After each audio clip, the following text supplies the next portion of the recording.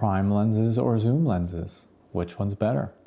I'm going to make the argument that prime lenses, while more limiting, are going to make you a better photographer and lead you into more creative compositions.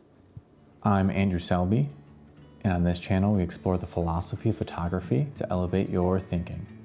When you're composing an image, there are a million things you have to decide before you click the shutter button.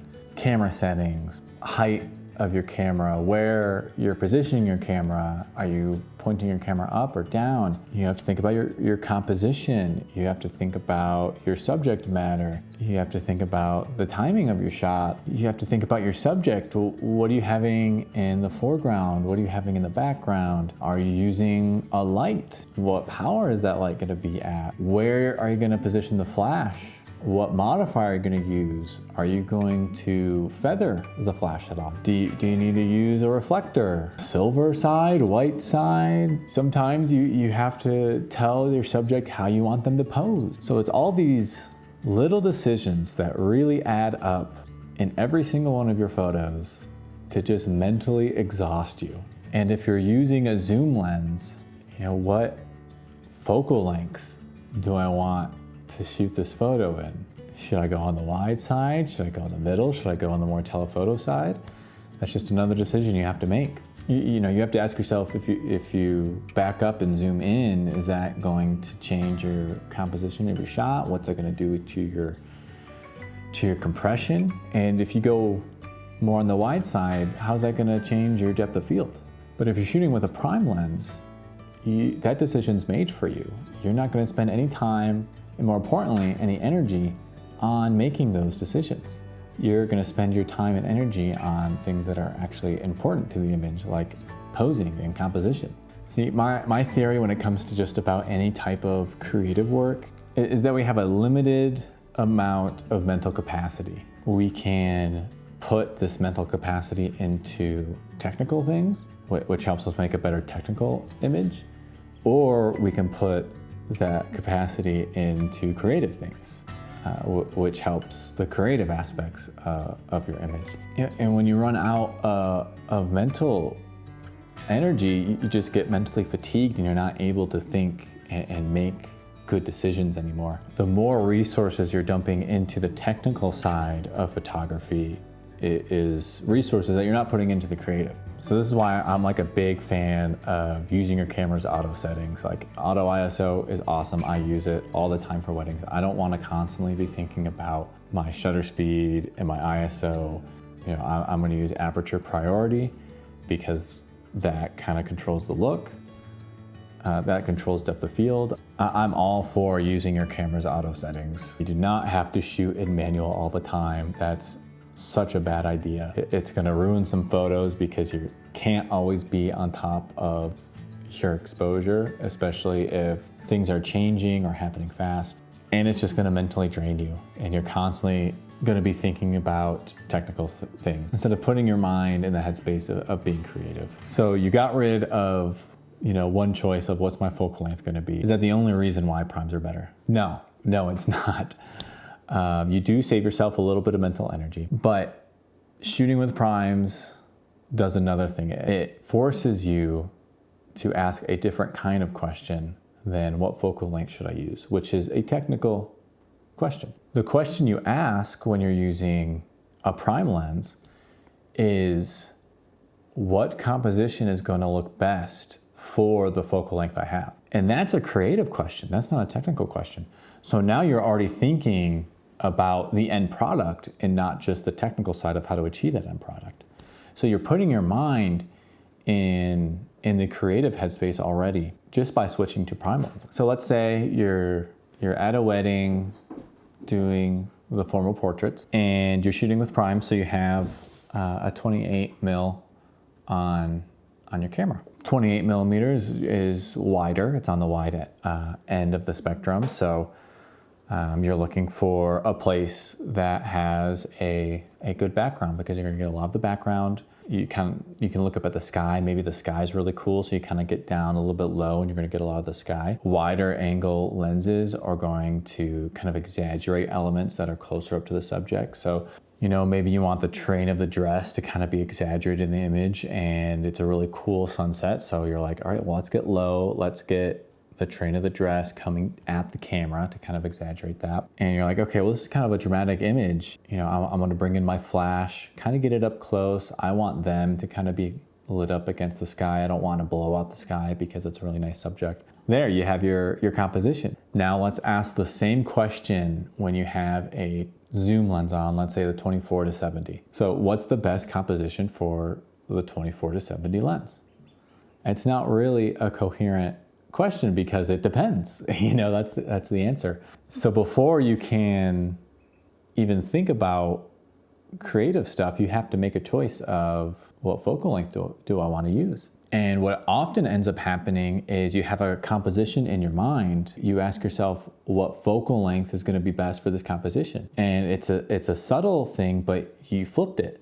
So now you're not thinking creatively, you're thinking technically. And you're not allowing yourself to kind of explore different compositions, you know, and finding the shot, looking for things. You kind of go in with a shot in mind rather than allowing yourself to be open to finding the shot. And what often ends up happening is you kind of force your way into the composition that you had in your mind, which is the opposite thing of what happened with our 28mm example, where we kind of searched and looked for it and we found the composition. We were open to finding a new composition. You know, it led us to this dramatic composition with a dark sky that maybe we didn't even think about before we got out there, but we were just open to finding the best composition. Now, I'm not saying it's a bad thing to use your gear to achieve a composition that you have in mind. I'm not saying at all that's kind of what gear is there for. What I'm saying is that doesn't help us grow creatively. And there are really great benefits of using a zoom lens. I've got a couple zoom lenses, and zoom lenses are just much quicker at getting different compositions than changing out your lens constantly with primes. You know, I can carry just one camera if I have a zoom lens on at a wedding or at an event that things are happening quick. If I'm using primes, to avoid missing a shot, I have to carry two cameras with me. It depends on the lenses you're getting, but to get equivalent focal range as one zoom lens, you often have to buy multiple prime lenses that can get a little expensive.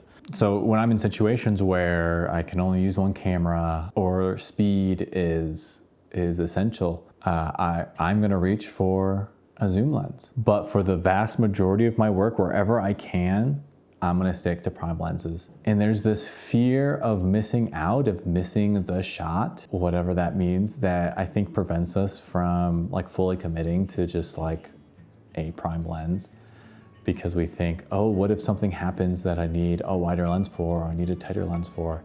You know, I'm going to miss the shot. It's a funny thing to say because no matter what you do, you're missing shots. If I'm over there as opposed to over here, I'm missing the shot that I could have gotten over here, you know, and I can't be two places at once. So, and there's, you know, practically an infinite amount of shots that I could possibly take.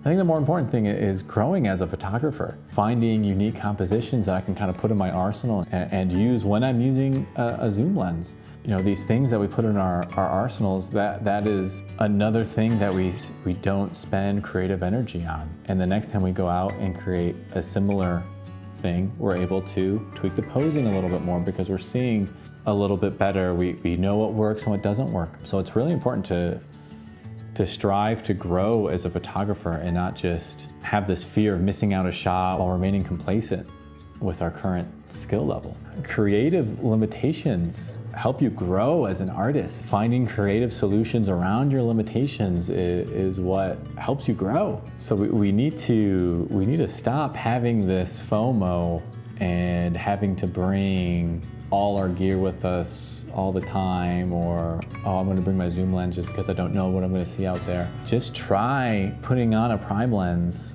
and just seeing what you're getting, especially with your personal work where, you know, you don't need to get the shot. You know, we get scared that we might not have the correct focal length with us if we use a prime. Like, what does that even mean?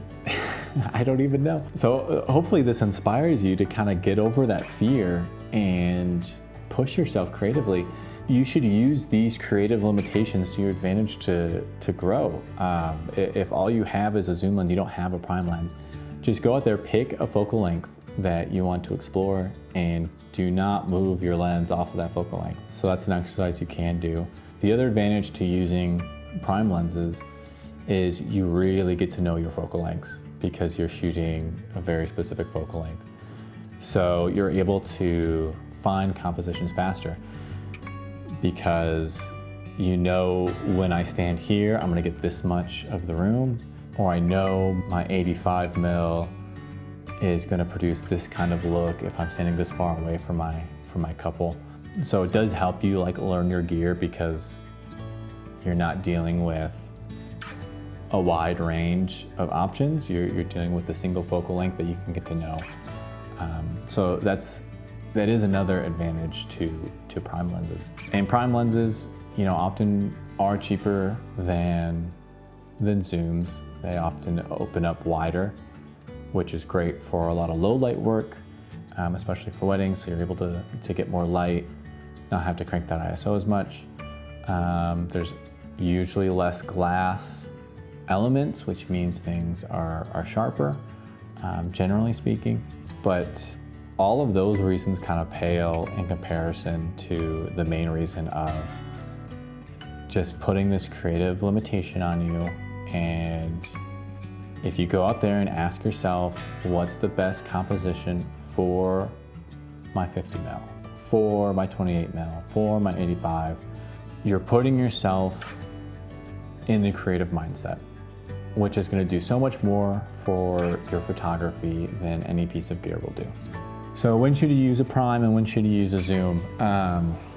If you really do need to work fast and there's a lot of stuff happening, primarily for paying clients, use a zoom.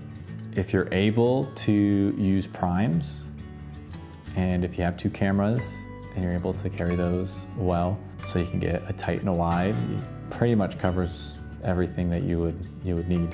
Then go primes. Primes for almost anything else. Any sort of personal work where you're going out just for the love of the game, use a prime. Yeah, don't let fear control your creativity. If you can only afford one lens, it kind of depends. I would still push you towards a prime lens because it's going to help your photography, which is so much more important than having, more options with your gear. And often prime lenses are cheaper, so you might be able to get two prime lenses for around the same price as a zoom lens. Yeah, I mean, that's a tough one. It does depend. But yeah, just don't let fear control your creativity, hold you back in any way, because there are an infinite amount of photos you can take with a prime lens. So you're not missing out on anything. And you stand to gain so much more by putting these limitations on yourself. Anyway, that's what I have for today. If you enjoy talking about the why of photography rather than the how, subscribe. At this channel, that's all we talk about. I look forward to hearing your thoughts in the comments, and until next time.